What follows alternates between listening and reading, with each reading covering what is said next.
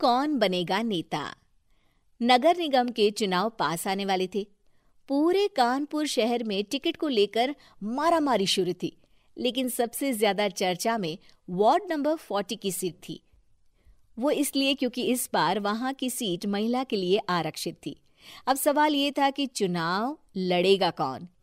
इससे पहले ठाकुर साहब वहां से पार्षद थे और इस बार उन्होंने अपनी पत्नी सीमा ठाकुर को टिकट दिलवाई और ठाकुर साहब की शान के कारण सीमा जी ने 20,000 वोटों से चुनाव जीत लिया। अरे बधाई हो सीमा भाभी, अब तो आप वार्ड की पार्षद बन गई हैं। अब तो हमारे काम आप ही करवाएंगी। अरे ये तो सिर्फ नाम की पार्षद बनी है, वो तो महिला सीट आ गई, वरना पार्षद तो मुझे ही बनना था। अब भले ही चेहरा इसका होगा, लेकिन पावर तो मेरी ही होगी। अरे वाह भाई साहब, क्या दिमाग लगाया है आपने भी। आइए आप लोग, खाना लगा दिया है सबके लिए। सीमा जी पार्षद बन चुकी थीं, फिर भी उनकी एक ना चलती। सारे काम ठाकुर साहब खुद ही संभाल लेते और जहां जरूरत पड़ती वहां सीमा जी का अंगूठा लगवा लेते। सीमा जी ज्यादा पढ़ी लिखी भी नहीं थी। एक दिन ठाकुर साहब और सीमा एक प्रोग्राम में जाते हैं। अरे ठाकुर साहब, आप आ गए। ओहो, पार्षद मैडम भी आ गई हैं। स्वागत है आप दोनों का। लगता है हमारे पार्षद फंड का सही इस्तेमाल हो रहा है। चलिए अब उद्घाटन करते हैं। ये लीजिए ठाकुर साहब कैची, आप ही सबसे पहले प्रवेश कीजिए। सब लोग आगे निकल जाते हैं और सीमा जी पार्षद होने के बावजूद भी पीछे खड़ी रह जाती हैं। वो देखती हैं कि वेलकम बोर्ड पर उनका नाम है, लेकिन महिला होने के कारण कोई उनका सम्मान नहीं कर रहा। अगले दिन एक आदमी उनके घर आता है। अरे ठाकुर साहब नमस्कार। कल ना हम नोटिस किए कि हमारा घर तो अवैध है और नगर निगम वाले उसे तोड़ने आ रहे हैं। अरे कुछ कीजिए ना ठाकुर साहब।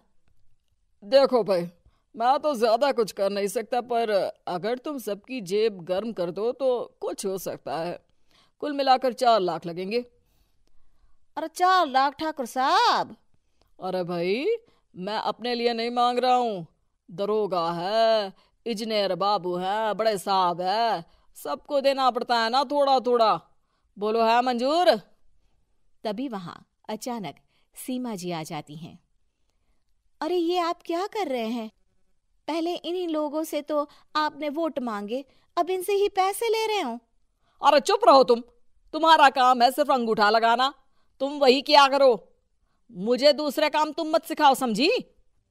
और तुम ना जाओ, अब पैसे लेकर आओ, वरना जेसीबी किसी भी वक्त आती होगी। सब कुछ ऐसे ही चलते रहता है। एक दिन सीमा जी और ठाकुर साहब को एक लोकल मीटिंग में बुलाया जाता है। वहां पर कई और अधिकारी लोग भी मौजूद रहते हैं। अब मैं चाहूंगा कि ठाकुर साहब हमारे बीच 2 शब्द कहें। मेरे प्यारे भाइयों और बहनों, आज मेरा सौभाग्य है कि मैं आप सबकी सेवा दिन रात कर पा रहा हूं। आपने मेरी पत्नी को भारी मतों से जिताया है, इसलिए मैं आप सभी का शुक्रगुजार हूं। मैं आप सबसे वादा करता हूं कि हमेशा की तरह हमारे वार्ड में किसी को कोई तकलीफ नहीं आने दूंगा। सभी लोग तालियां बजाने लगते हैं। अब मैं माननीय पार्षद मैडम को स्टेज पे बुलाना चाहूंगा। अपने नाम को बुलाया सुनकर सीमा जी एकदम चौंक जाती है। उन्हें बिल्कुल उम्मीद नहीं थी कि इतनी बड़ी जगह उन्हें मंच पर बुलाया जाएगा। जैसे तैसे वो मंच पर चढ़ती हैं। ऊपर जाते ही सीमा जी को सारी पुरानी बातें याद आ जाती हैं कि किस तरह उनके पति उन्हें कभी भी आगे बढ़ने नहीं देते और उनके नाम से गलत काम करते हैं। वो बोलने लगती हैं।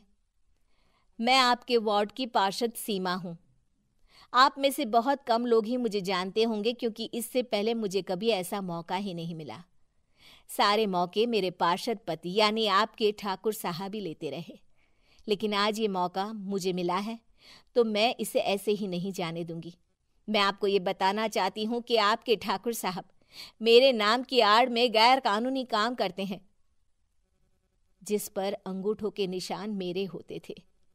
इसीलिए मैं अपनी गलती मानती हूँ और आज अपने पद से इस्तीफा देती हूँ, ताकि आगे से कोई गलत काम ना हो पाए।